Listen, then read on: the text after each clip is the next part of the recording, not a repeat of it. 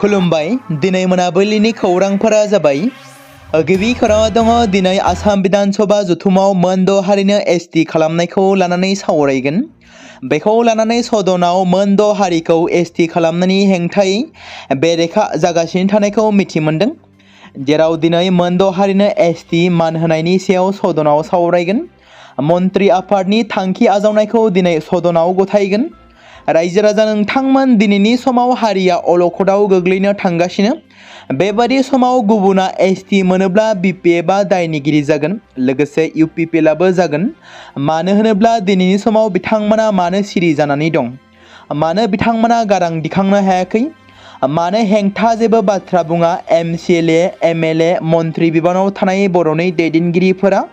जेराव बिटिसिजों लोगोसे आसाम स्टेट आरो पार्लियामेन्टआवबो मासि लानानै जिरायनानै दं माखासे बर'नि राजखान्थिगिरिफोर। बिथांमोना मानो बबा बायदि जानानै दं? बिदि बबायै सिरि थानायखायनो गुबुना बोलो मोन्दों। नारसिननो थाखाय सेनानै लानो सोरखारजों सावरायदों। नाथाय जोंनि दैदेनगिरिफ्रा बबेथिं? बे समाव एनडिबिनि गायसनगिरि एनडिबिनि आफादगिरि रन्जन दैमारिनि आंगो बिनानाव अनजालि दैमारिया समाजारि बिजों फेसबुकनि गेजेरजों गावखौ गेबेङै बाथ्राखौ मिथियाजासे बाथ्रा लिरनानै फोसावनायनि सायाव बावैसो सिगां खेंफोरथि होदों। जेराव बर'नि माखासे दैदेनगिरिफ्रा बुंदोंमोन मोनद' हारिनो एसटि होयोब्लाबो थाखानाय ट्राइबेल माहारिफोरनि खहा जायैबायदि होगोन। बेबादि बाथ्रा बुंदोंमोन आरो बे एखे बाथ्राखौनो समाजारि बिजोङाव फोसावनानै होदोंमोन। अनजालि दैमारिनि बायदिब्लाबो थाखानाय एसटिफ्रा जेबो गोहोम गोग्लैया। जेराव अनजालि दैमारिखौबो बुंदों होननानै समाजारि बिजोङाव फोसावदोंमोन। बेखौनो लानानै अनजालि दैमारिया आं माब्लाबाबो मोनद' हारिनो एसटि होनो नागिरनायनि बेलायाव मदद गैया होननानै बुंदों आरो बे बेलायाव आं जेब्लायबो हेंथा आरो हेंथा होलांबाय थागोन बाथ्राखौ बुंदों अनजालि दैमारिया। आरोबाव बिथाङा ओरैबायदि बुंदों, मोनद' हारिनो एसटि होनायनि सायाव बे आंनि स्टेटमेन्ट नङा। सोर लिरना होदों आं मिथिया। ससियेल मिडियायाव गुबुननि मुङाव बेफोरबादि बाथ्रा फोसावनाया जोबोद गोरोन्थि। मोनद' हारिनो एसटि होनायनि बागै आंनि स्टेन्डआ जेब्लायबो रोखा। आं इनडाइरेक्ट एबा गेजेर गेजेर नेचारेल बाथ्रा बुंग्रा मानसि नङा। 2007आवबो बेलतला जाथाय जेब्ला आं पाब्लिकलि बिसोरनो एसटि होनायनि बेरेखा बुंना लाइभ टिभि श'आव एसटि बिग्राफोरजों हामला खालामजानो नागिरनायाव सह बन्द खालामथ'नो गोनां जालायदोंमोन आरो बेबादिनो जिगाबनि मुसुखा बानायना गोबां सावजादोंमोन। 2019आवबो आंनि स्टेन्डखौ सनापुराव सिसिट'वानि रेलियाव आं पाब्लिकलि बुंखादों।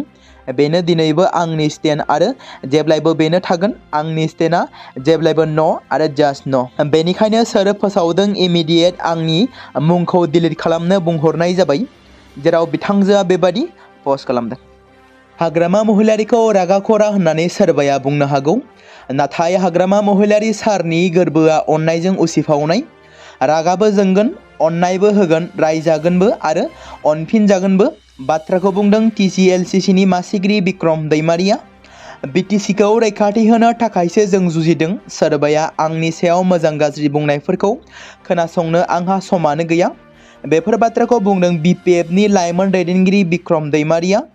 बेरगाव बिटिसि बियाबनि टिसिएलसिसि महरै दिनै बिबान आजावबाय बिक्रम दैमारिया। मख'नो गोनांदि थांनाय बिटिसि बिसायख'थियाव बिपिएफ दोलोखौ देरहासार खालामनानै सोरखाराव लाबोफिननो सान हर मेंनाय गैयाजासे बिपिएफ दोलोनि थाखाय खामानि मावनायनि फिथाइ महरै बिटिसिनि गाहाय खुंग्रि हाग्रामा महिलारिनि अननायाव दिनै बेरगाव बियाबनि टिसिएलसिसिनि मासिगिरिनि बिबानखौ आजावबाय बिक्रम दैमारिया।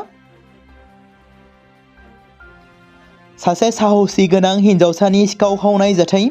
बे खेबाव हौवासा नङा एबा हौवा नङा हिन्जावसायानो क'क्राझार सहरजों नांजाबनाय गोजोनपुरि गामियाव मैया साननि समावनो सिखाव खाबदों। जाथायनि बागै मिथिनाय बायदिब्ला गोजोनपुरि गामिनि गंसे न'खराव रावबो गैयै खाबुखौ लानानै मैया बेलासिनि 3 रिंगासो समाव क'क्राझार सालाकाथिनि बारहगरा गामिनि 14 बा 15 बोसोर बैसोनि जानाय हिन्जावसाया सिरियै न'आव हाबो आरो रां खावबाय थानाय समावनो हमजायो।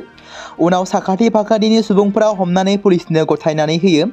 पुलिसा फोरमायथिनाय बायदिब्ला बेनि सिगांबो बे हिन्जावसाया क'क्राझार सहरनि साखाथि गामिफोराव सिखाव खावखांबाय होनना मिथिहोदों। एसटि होनो नागिरनायनि हेंथायै दुंहाव जादों तामुलपुर जौसिन गेजेरारि फरायसालिनि लांगोनायाव। तामुलपुर फरायसालिमा, तामुलपुर डिग्री फरायसालिमा आरो तामुलपुर जौसिन गेजेरारि फरायसालिनि बर' फरायसा आरो राभा फरायसाफ्रा तामुलपुर जौसिन फरायसालिनि लांगोनायाव मोन द' हारिनो एसटि सोनो नागिरनायनि हेंथायै दुंहावै बेरेखा खालामदों। आसामनि मरान, मटक, थाई, आहम, कच, राजबंशी, आदिबासी आरो सुतिया बे मोन द' जौगाहां हारिनो ट्राइबेल होयोब्ला थाखानाय ट्राइबेल सुबुंफोरनि मोनथायफोरा फारफ्रोमबो बिथिङावनो गोबां खहा जागोन, जायनि थाखाय आसाम सोरखारनि बेफोरबादि थांखि लानायखौ थाबैनो बोखांफिननानै लाफिननो थाखाय खावलायदों। तामुलपुरनि फरायसाफोरा सोमावसारगिरिफ्रा डक्टर हिमन्त बिश्व शर्मा मुर्दाबाद, मन्त्रि पीयूष हाजरिका हाय हाय, रनज पेगु हाय हाय, आसाम सोरखार हाय हाय आरो मोन द' हारिनो ट्राइबेल होनायखौ बन्द खालाम बायदि बायदि स्लगानजों गोमसारहोयो। बनसुआ गोदानै जमदुवार खोन्दो कमिटिखौ दाफुंनानै लाबाय। बनसुआ गावसोरनि आफादनि गोहोखौ बांहोनो थांखिजों गोदानै जमदुवार खोन्दो कमिटिखौ दाफुंनानै लायो। गोदानै दाफुंजानाय कमिटिनि आफादगिरि महरै रातुल बसुमतारी आरो नेहाथारि महरै अलंबार नार्जारी बिथांमोनखौ सायख'नाय जायो।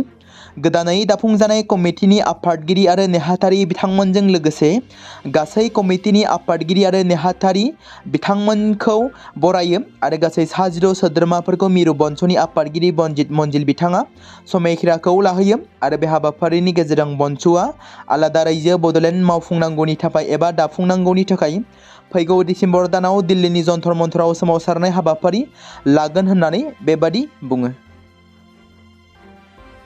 तामुलपुरनि सिमा ओनसोलाव हाग्रानि मैदेरफोरनि थाखाय गिख्रंथाव थासारि जादों। तामुलपुर जिल्लानि भारत-भुटान सिमा साखाथि ओनसोलनि आंगारखाता, बगाजुलि, पाटकिजुलि, नाग्रिजुलि बायदि ओनसोलफोरा हाग्रानि मैदेर उदखारनि थाखाय गिथावना जायगा महरै जानानै दं। बे ओनसोलनि गोबां गामिनि सुबुंफ्रा मोनाबिलि जायोब्लानो हाग्रानि मैदेरनि उदखाराव गिलुबालु थानो गोनां जायो। सानफ्रोमबो गय बिफां, बारि बागान, न' बां सिमफायनानै खहा खालामगासिनो दं। हाग्रानि मैदेरनि बेफोरबादि उदखारखौ होबथानो थाखाय बिधान सभायाव सावरायनानै बेनि राहा लानो थाखाय ओनसोलनि रायजोफोरा दिनै दाबि खालामदों। लोगोसेनो मैदेरनि उदखारजों सुबुंनि जिउ गोमायोब्ला 50 लाख रां होनांगौ होनना सोरखारनि सेराव दाबि दैखांदों। थाद'नाय गैयै हाग्रानि मैदेर आरो मानसिनि गेजेराव दाङाबाजि सोमजिबाय थानायखौ नोजोर होनानै दिनै मोनसे आनसलिक कमिटि दाफुंनानै लानाय जायो।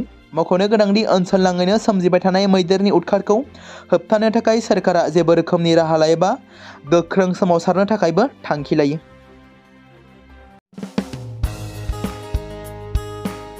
बे समाव मोनसे गोनां फोसावथाय बर' सावथुन नायनानै मोजां मोनग्रा गासै बर' रायजो राजाफोरनि गेजेराव लानानै फैदों मोनसे बर'नि OTT प्लेटफर्म गोनां, जाय प्लेटफर्मनि गेजेरजों नोंथांमोना बर'नि गोदान गोजाम सावथुनफोरखौ नुनो मोनगोन।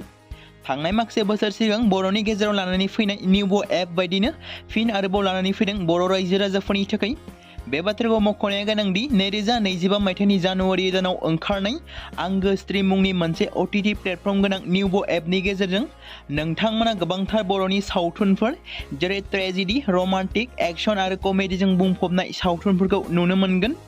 जेरै सनानि नखर, थांखि गैयै समाज, अनसुला आफा, हिर', बिमा बायदि बाजै, अर, थैसाम, वान्टेड, संदान आरो रं नाम्बार बायदि सावथुनफोरा मख'जाथाव।